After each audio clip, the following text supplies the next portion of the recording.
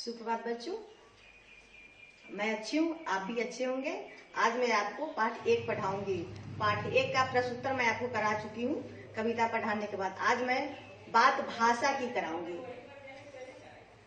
वर्ग 3 विषय हिंदी। पाठ 1, पाठ का नाम है अब जग जाओ।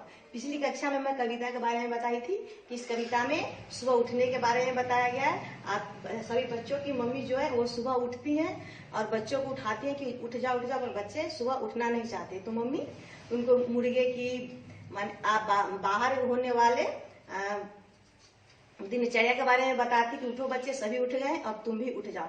तो मैं पहले आपको प्रश्न उत्तर करा चुकी, आज मैं बात भाषा की कराऊंगी, जिसमें है बॉक्स से शब्दों के सही अर्थ चुनकर लिखो। इसमें जो बॉक्स में शब्द दिया गया है उसका सही अर्थ आपको चुन करके इसमें लिखना है। तो यहाँ पे कौन सा शब्द है? नवेली। तो कविता में हम पढ़े थे नवेली के बारे में। नवेली का अर्थ क्या होता है बच्चों? यहाँ पर ढूंढना है आपको। सुबह, बगीचा, सुस्ती, नई, मजा, सवेरा। तो नवेली का अर्थ क्या होता है? नई। यहाँ पर लिखेंगे नई। आगे आपका नवेली का नई, इसका नया भी होता है। इसका सबसे साधारण सा शब्द है नया। और आगे है आपका उपवन। तो पाठ में पढ़े थे उपवन का अर्थ होता है बगीचा, और बगीचे में क्या खिलते हैं? फूल खिलते हैं। तो यहाँ पे उपवन का अर्थ लिखाएगा बगीचा। यहाँ पर लिखा है बगीचा।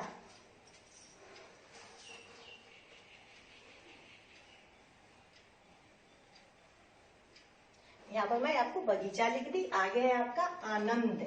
आनंद का भी अर्थ आपको मैं बताई थी और यहाँ पे भी दिया गया। आपको ढूंढना है कि आनंद का अर्थ क्या होता है। तो आनंद का अर्थ यहाँ पर ढूंढिए। सुबह, बगीचा, सुस्ती, नई, मजा, सवेरा।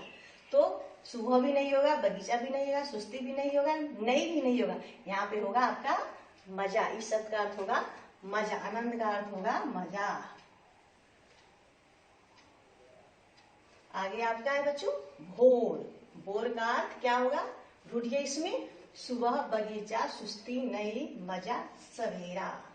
तो मुर्गा कब उठ करके बांग लगाता है? सुबह में, भोर में। तो यहाँ पर मैं लिखूंगी भोर का अर्थ होगा सुबह।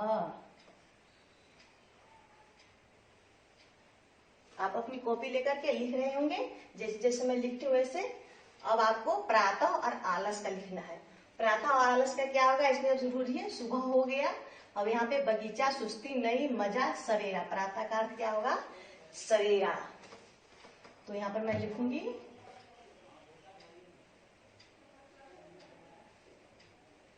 अब आपको आलस का ढूंढना है, और आलस को सही अर्थ आपको ढूंढ करके आपको खुद से अपनी कॉपी में लिखनी है। मैं जहाँ पहले प्रश्न उत्तर लिखाई थी, जहाँ पे आप लिखे थे उसके नीचे ही इसको लिखेंगे। शीर्षक दिए होंगे, प्रश्न उत्तर लिखे, उसके नीचे आपको यहाँ पे लिखना है। फिर आपको आप 1 के बाद अब 2 आना है। 2 में क्या लिखा हुआ है? कविता में आए कुछ नाम वाले शब्द वर्ग पहेली में दिए गए हैं, उन्हें ढूंढ करके लिखे। तो मैं आपको वर्ग 2 में हिंदी व्याकरण पढ़ाई थी, जिसमें नाम वाले शब्द, संज्ञा शब्द आपको बताई थी। तो आपको वही याद करना है और इसमें ढूंढना है नाम वाले शब्द। पिछले कक्षा में आपको नाम वाले शब्द पढ़ाई थी। नाम वाले शब्द को संज्ञा शब्द कहते हैं। किसी व्यक्ति, वस्तु, स्थान के नाम को नाम वाले शब्द कहते हैं। तो आपको यहीं पे व्यक्ति, वस्तु, स्थान जिसका भी नाम है, इसको इस वर्ग पहेली में से आपको ढूंढना है और ढूंढ करके आपको इसमें लिखना है। तो सबसे हम ढूंढना शुरू करेंगे कि पहले मुझे क्या मिलता है। देखो यहाँ पर लिखा है उपवन। उपवन आपका एक उदाहरण की तरह दिया गया है। उपवन है, यही उदाहरण है आपका। इसी को देख करके आपको और अन्य शब्दों को ढूंढना है। तो चलो मैं आपकी सहायता करती हूँ शब्द ढूंढने। उपवन। उपवन के बाद क्या होगा? देखिए मुर्गा। दूसरा नाम वाला शब्द कौन मिला आपको? मुर्गा। मुर्गा क्या करता है? तो सुबह उठ करके बांग लगाता है, यानी कि कुकरू करता है। तो यहाँ पर मैं लिखती हूँ आपको मुर्गा। अगला शब्द ढूंढना है बच्चों। चलो अगला शब्द ढूंढती हूँ। क्या लिखा है यहाँ पर? चिड़िया। चिड़िया क्या करती है? तो चहचहाती है। सुबह में चिड़िया क्या करती है? चहचहाती। तो ये हो गया आपका नाम वाला शब्द।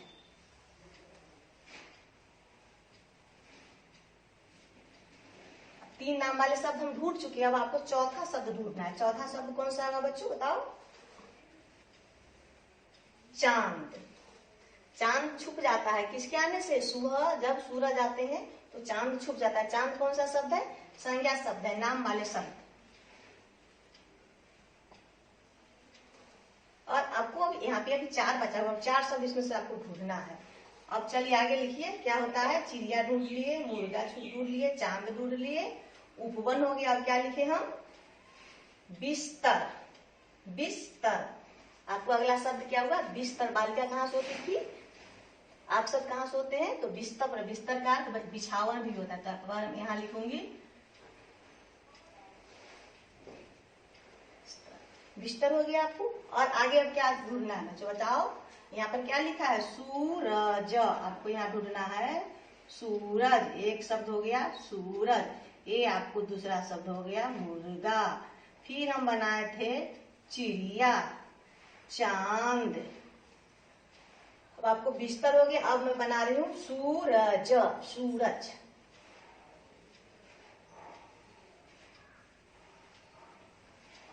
जैसे मैं सब शब्द ढूंढी उसी तरह से आपको भी वर्ग पहेली से 2 शब्द ढूंढ करके, नाम वाले शब्द ढूंढ करके यहाँ पर आपको लिखना है।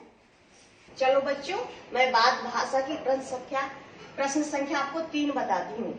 इसमें लिखा है उदाहरण की तरह मात्रा बदलकर नया शब्द बनाओ। आपको यहाँ लाली का लाला उदाहरण बता करके बताया गया है। तो आपको नीचे वाला का शब्द, नया शब्द, सार्थक शब्द बनाना है। तो नीचे वाला शब्द सार्थक शब्द आपको क्या बनाना है? गुनी। गुनी पर दीर्घ की मात्रा लगी हुई है, तो आपको दीर्घ की मात्रा को हटा करके इस पर आ की मात्रा लगाना है, जिससे बनेगा आपका गुना। और गुनी का अर्थ क्या होता है? जिसमें अच्छे अच्छे गुण होते हैं वो उसको हम कहते हैं गुनी। तो मैं यहाँ पर ई की मात्रा हटा करके आपको इसको बनाऊंगी मैं गुना। गुना जोड़ घटाओ, गुना भाग में गुना आता है। फिर आगे है आपका घाटी। घाटा में भी दीर्घ की मात्रा लगा हुआ है, देख रहे हैं दीर्घ की मात्रा है। तो घाटी से दीर्घ की मात्रा को हटा करके इस पर आ की मात्रा लगाना है, तो बनेगा क्या? घाटा। घाटा और मुनाफा होता है। मैं लिखूंगी घाटा। और इसके बाद में आपका बन गया यहाँ पे 3 शब्द। फिर मैं यहाँ पे आ रही हूँ, फिर सार्थक शब्द आपको बनाना है। यहाँ पर क्या लिखा है? गली। इसमें भी दीर्घ की मात्रा हटा करके उस पर आ की मात्रा लगाना है, तो यहाँ पर बनेगा क्या? गला। गला। गला का क्या होता है? गर्दन होता है। और बनिया जो है रुपया पैसा अपने गला में ही रखता है, वो भी हो गया। यहाँ पर लिखा है कली। कली पर भी दीर्घ की मात्रा लगा हुआ है, तो आपको दीर्घ की मात्रा हटा करके उस पर क्या लगाना है? आ की मात्रा। तो इस पर क्या होगा? कला। कलाकार क्या होता है? चित्रकला भी होता है, संगीत कला होता है। कला एक तरह के आप में जो होता है विशेष प्रकार का गुण, उसको हम कहते हैं कला। आर्ट इंग्लिश में कहते हैं। यहाँ पर क्या है? छाती। तो इस पर आ की मात्रा लगाएंगे, दीर्घ की मात्रा को हटा करके, तो क्या बनेगा? छाता।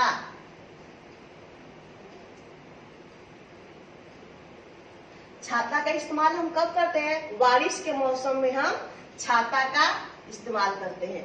फिर मैं अगला बात भाषा की प्रश्न संख्या 4 को मैं आपको बताऊंगी। इसमें लिखा है बॉक्स में दिए गए शब्दों को वर्णमाला के अनुसार क्रम में सजाओ। तो वर्ग 1 में, वर्ग 2 में आप वर्णमाला पढ़े थे, वर्ग 1 में भी पढ़े थे। तो आपको वर्ग 2 में पढ़ाई थी कि वर्णमाला का क्रम, जिसमें आपको लिखा था स्वर व्यंजन से लेकर के व्यंजन वर्ण तक सारे क्रम में आपको बताई थी। तो वहीं पे आपको यहाँ वर्णमाला के क्रम के अनुसार आपको यहाँ पे शब्द लगाना है। तो पहले हम अ का देखेंगे। तो अ तो स्वर व्यंजन है, जो सब व्यंजन में लगा रहता है, लेकिन फिर अ छोड़ करके हम आ पर आ जाते हैं। तो देखेंगे आ वाले कौन से शब्द है। तो पहले आपका है आ से आंख। तो पहले 1 नंबर में मैं लिखूंगी आंख। फिर आ से कहाँ है देखना है? आ से अब नहीं है आपको, अब आगे वाले देखना है, कहीं नहीं है। फिर आपको आइए क पर। क से क्या लिखा है? कली और किरण। तो मैं लिखूंगी कली। 2 नंबर में लिखूंगी कली। फिर क्या है आपको? किरण। यहाँ पे लिखा है किरण। किरण। उसके बाद आपको आगे कहाँ बढ़ना है? क हो गया। इसके बाद आइए क के बाद ख ढूंढिए, ख नहीं है, ग भी नहीं है, घ भी नहीं है, फिर आपको क्या होगा च के बाद लिखेंगे आपको क्या होगा चिड़िया। चिड़िया के बाद लिखना है आपको छ ढूंढना है, छ आपको कहीं नहीं है, छ के बाद वाले शब्द को आपको ढूंढना है ज भी नहीं है, झ भी नहीं है, इसके बाद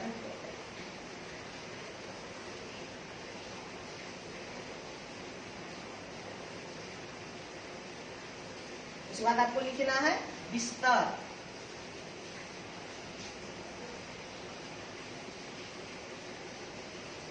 इसी तरह आप यहाँ पे ढूंढ करके शब्द लिख लेंगे। ये आपके लिए मैं छोड़ दी हूँ, ये आपका होमवर्क हुआ। इसी के साथ मैं आज अपनी ऑनलाइन कक्षा समाप्त करती, फिर मैं मिलती हूँ आपके अगले ऑनलाइन कक्षा में।